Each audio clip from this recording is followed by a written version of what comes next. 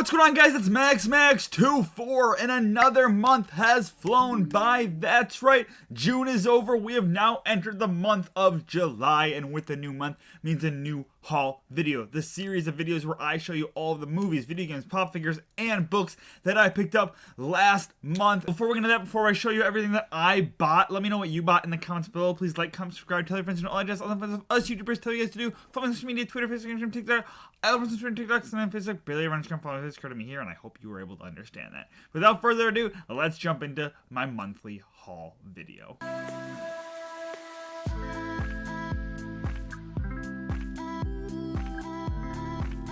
So this month, I'm like 99% sure I really didn't pick up any like physical video games. I bought like Diablo 4, of course, because I had to do that. I mean, it's just a mandatory at this point. And I bought a lot of Steam games, especially during the Steam summer sale. But I haven't really bought any physical games to really show off. As far as books go, I haven't really expanded my book library either. I spent most of my money on I spent most of my money on movies, and I bought a lot of movies. A lot of them were collection fillers, some of them were new ones, and some of them I was just like, hey, I need to have this because they were on sale.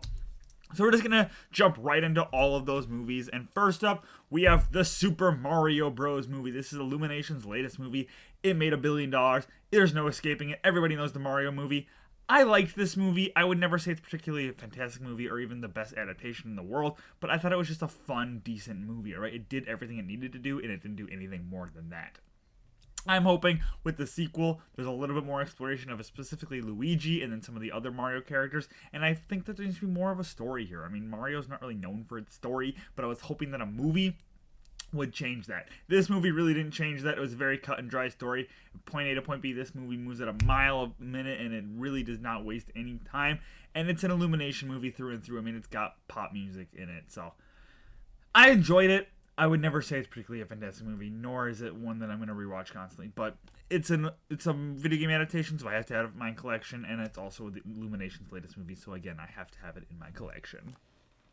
Then I picked up Heat. Now, I've never seen Heat, but it was $7 on Best Buy's website, and I'm like, I've heard good things about this movie. I might as well give it a chance, all right? Again, $7, you can't pass it up. I know it's a classic. I'm gonna watch it sometime. I haven't watched it yet as the time of recording this. Maybe I have watched it since I uploaded this video. I don't know. I don't know what Future Max is doing. But yeah, I'm hoping it's good. We'll see. Then I picked up... This is a slipcover. Get out of here. But then I picked up Space Jam: A New Legacy. This is purely a collection filler. This movie is not good. No. It's not. Space Jam 1 isn't even that good. I mean, it's a fun nostalgia movie, but it didn't need a sequel, and it didn't need this type of a sequel. But I got this because I needed the whole series, and this was like $2. I found it for $2 with the slipcover. I'm like, I'm gonna have to add it to my collection because it needs to be on the shelf at least, all right? They made it. It's part of the series, whether I like it or not. Might as well make it so that Space Jam 1 isn't lonely by itself. So, here you go. Yeah. I'll probably never rewatch it, but I own it now, so that's great. Then I picked up Transformers the movie. This is the animated Transformers movie. This is an iconic movie. This is nostalgia. Now, I would never consider it a fantastic movie, especially it's kind of aged badly, poorly, but it's still a fantastic movie, and this steelbook is so nice. Such a nice little cover. I need it for my Transformers. This is the only Transformers movie I didn't own because I own all the live action ones except for Rise of the Beast, that just came out. But I didn't own any of the animated, well, specifically this animated because there was only one animated movie. Yeah, I owned all the live action though. So I needed to add this to my collection. I thought, might as well. It just came out on this steelbook, and I was like, hey, time to buy it. So here you go. I'll probably rewatch it again because it's been a while since I've rewatched it. Let me know if you like this one or if you like the live action ones more. I kind of like the live action ones more. I know that's kind of sacrilegious for a Transformers fan to say, but I grew up watching the Michael Bay movies, so I'm sorry. Then I picked up Avatar 1 on 4K. I had Avatar 1 on DVD, and I was like, hey, Avatar 1 4K, might as well. I like this movie. I don't think it's a particularly fantastic movie. I don't know why it earned over $2 billion, but I enjoyed it. I thought it was beautiful to watch, beautifully made. The The story was decent, all right? It's a copy of a lot of other stories, but that's okay. What stories aren't copies of other stories these days? But I thought this was a great first outing for James Cameron's Avatar universe. After watching this, I never really was like, I needed more of this. I need more Avatar, you know. I just so engrossed the character. I don't even remember the characters' names. So yeah, it was never something that I was like, I need a franchise out of. But I enjoyed the first one, so I'm like, I might as well upgrade it to 4K. Really nice cover too, and I'm excited to jump it back into this one because it's been a while since I've watched the first one.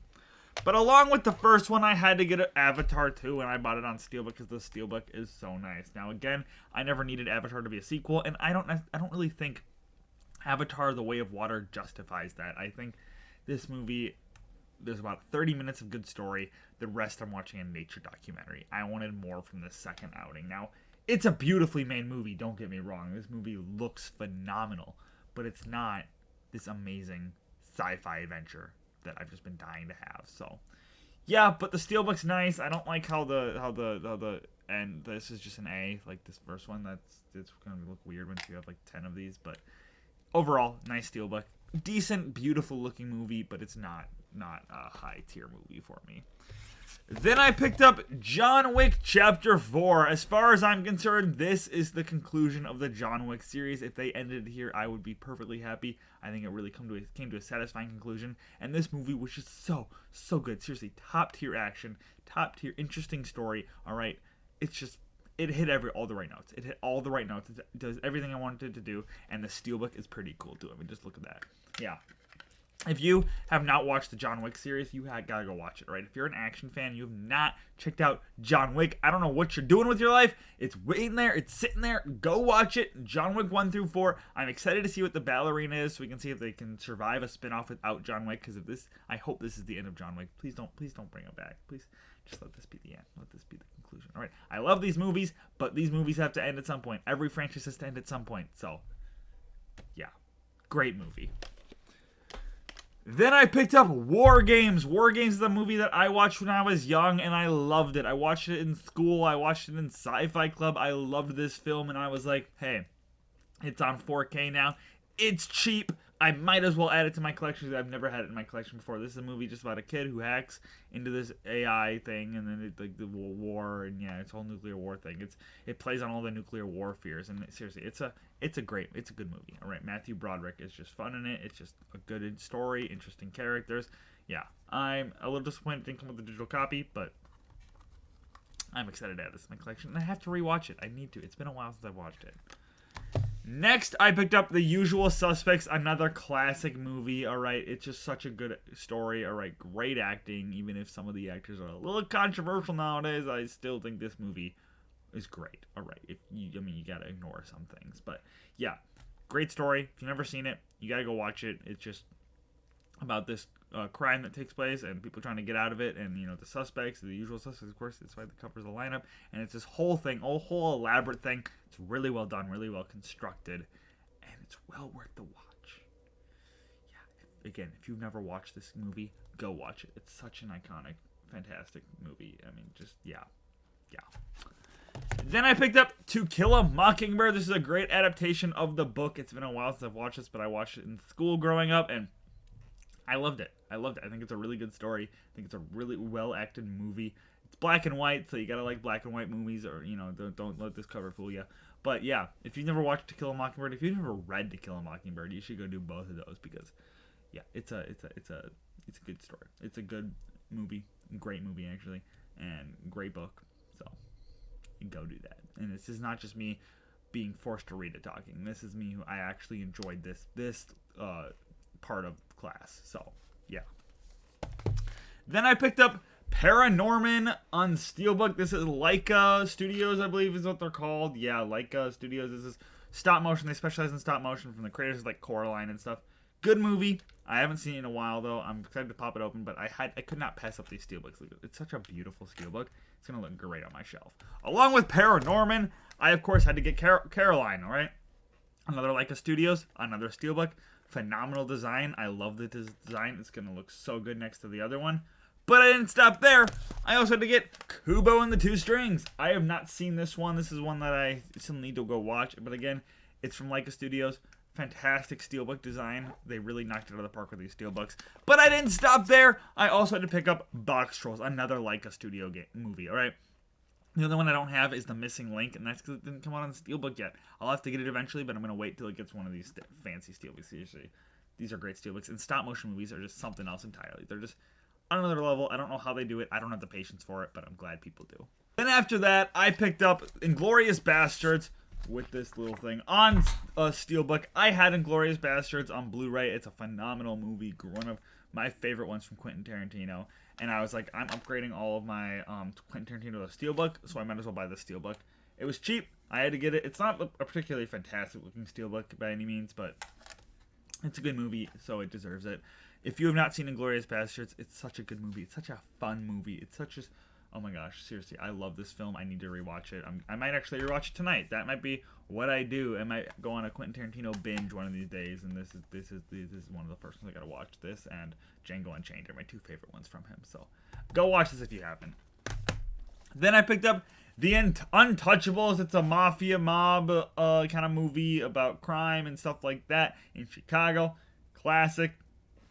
You make a lot of movies about like this, but this one's a good one. It's a really good one. Yeah, it's been a while since I've watched this one too, but I was like, hey, I gotta add it to my collection because it's cheap. And I liked this movie when I was growing up. Well, you know, when I was a little bit older, I watched it. I believe the first time I watched it was at my cabin on VHS, so it was worth it. Go watch this movie if you've not. If you like mob movies, if you like mafia movies, if you like crime movies, it's definitely well worth it. Even if you don't like them, it's still worth it because it's just a good, well-made movie. So go do that. Then I signed up for Disney Movie Club, which is you get four Disney movies for $1, and then you get movies throughout the year, and it's like a whole thing. I signed up for that to fill up my Disney collection, and what I focused on for this $1 for $4 is their live action remake. So I picked up Mulan, not my favorite remake. I am glad that they did something different here and kind of, you know, went for a different vibe. Even though I missed the music, at least they tried something new here. It was an alright action movie. It was not particularly special. I would still watch the original Mulan over this any day of the week. But, you know, I had to add it because it's part of Disney's catalog and Disney live action remake, and I have a couple of them. Then I picked up The Lion King live action remake. This one is literally just copy and paste of The Lion King. I don't know why I wouldn't watch this one over The Lion King. I like the music's good. The music's fun. It's as good as ever. But again, why would I watch this one over the animated one? But I had to add it because, one, they're turning it into a franchise, and two, I gotta get them, you know? It's part of the catalog. Then I picked up Alice in Wonderland. This one I really actually enjoy. Johnny Depp plays the Mad Hatter. It came out a while back when I was growing up. They made a sequel to it too I did not pick up. This was a good one. I enjoyed this. I've never really been a big fan of Alice in Wonderland, the animated thing, so this was my Alice in Wonderland. This is what I watched growing up, and I know it's not a particularly fantastic movie, but it's one that I will rewatch constantly because it's just, I loved it. Nostalgia's great. Then I picked up Cinderella. I've never actually seen this live action remake. I need to one of these days. I've heard this is one of the best ones they've done, and nobody really talks about it, especially when they're ranking all the live action remakes. They just kind of forget about this one. I don't know why, because it's a live action remake just like the rest of them, but for some reason it's been left. But the music's great, I'm assuming. The story is probably classic Cinderella, but again, I haven't seen it, so let me know if you have, if this one's worth the watch. Then I picked up Beauty and the Beast live action remake. Now, I actually like this one, all right. Is it better than the animated one? No, not at all. But it's still, I think, really enjoyable. I think I really like the new music. I like the music in this one. I like the characters. I like the actors they chose. I think they're all really well chosen. And overall, I just enjoy this, especially since Ewan McGregor plays freaking Lumiere. Like, how can you not like this? And then the final movie I picked up in the month of June was the Aladdin live action remake. I enjoyed this one too. Specifically, Will Smith's Genie was just fun to watch. The new song was interesting. Yeah, Jafar's a little bit more of a weakling in this one than he normally is, but overall, this was a fun entry to the live action remake train. Again, don't know why I would watch this one over the animated one, but it's still like enjoyable at least, alright? Especially for the new generation to go watch this. It's a nice updated version, even if it's not fantastic. But yeah, those are all the movies I picked up in the month of June. Let me know what movies I picked up that you really wanted, or movies that I should never have picked up, or movies that you picked up. I didn't really pick up anything else. It was a slow month for buying purposes because I spent a lot of movies. So, and Prime Day is coming up, so I had to save money. But yeah, let me know what you think. Like, comment, subscribe, tell your friends, all the fun stuff, all the people tell you guys to do. Follow me on social media, and I hope to see you in the next